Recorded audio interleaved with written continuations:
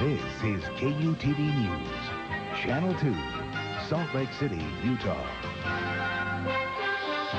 3 arson fires in less than 24 hours at a Salt Lake City nursing home. A suspect is in custody. Officers and families gather to honor deputies killed in the line of duty.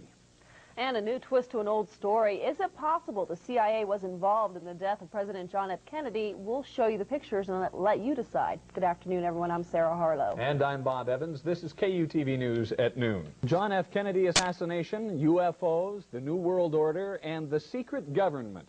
Those are just some of the areas today's guest says he has incredible information about.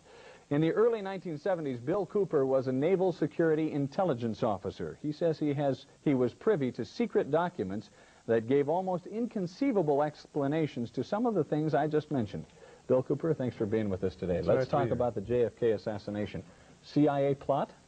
Well, from the top secret documents that I read while I was in Naval Intelligence, it concerned the Central Intelligence Agency, the Secret Service, Division 5 of the FBI, and the Office of Naval Intelligence, and that's why I was able to view these documents. Now, why would the CIA and the security community want to kill the president? From what I understand and from what I read, Bob, they viewed President Kennedy as a security threat, and I'm not sure exactly what that means.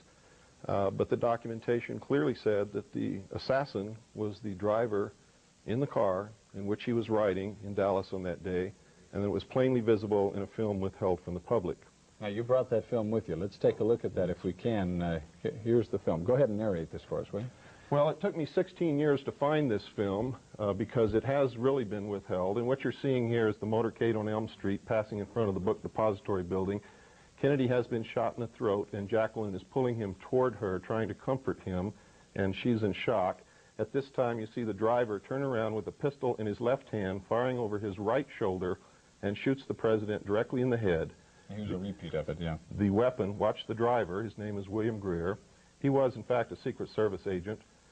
The weapon is an electrically operated, gas-powered assassination pistol built especially for the Central Intelligence Agency. You don't see any puff of smoke from...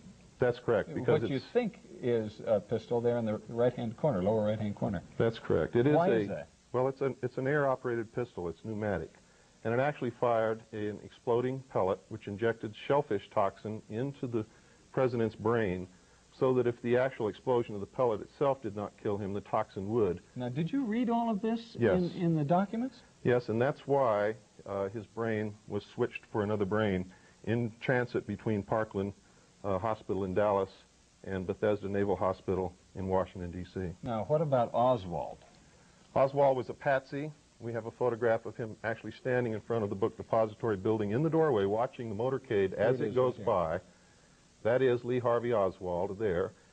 You can look at his clothing, and you can see in a following picture, I don't know if they're going to show it here, but we also have photographs of him when he was under arrest. We don't have that, but I have seen that photograph, and they do look quite similar. The clothing is very Absolutely. similar. We've also done body measurement proportion comparison analysis between the two photographs, and there's no doubt it's Lee Harvey Oswald.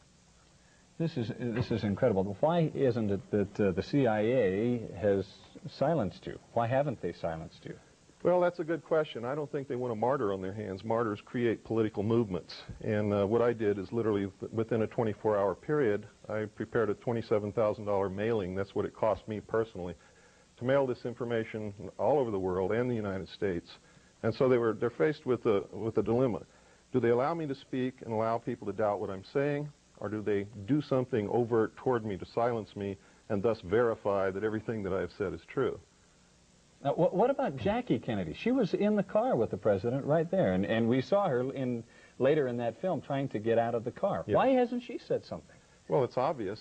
You have to understand that the Secret Service was a participant in the plot to assassinate the president. She saw William Greer shoot her husband. She tried to get out of the car because she had every reason to believe that she might be left. She saw Connolly hit. She saw her husband hit. She tried to exit.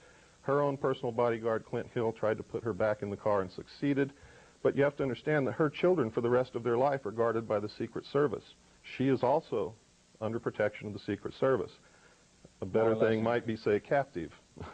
might say. You have a seminar coming up on Saturday at Taylorsville High School Auditorium. All the tickets are available at all Smith Tix locations. But you'll talk about this, and you'll talk about a bunch of other things. Many other things. Saturday, 11 a.m. All right. Bill Cooper, thanks for being with us. We appreciate it. Thank you, Bob. When we come back, we will continue our look at multiple personality disorder when the News at Noon continues.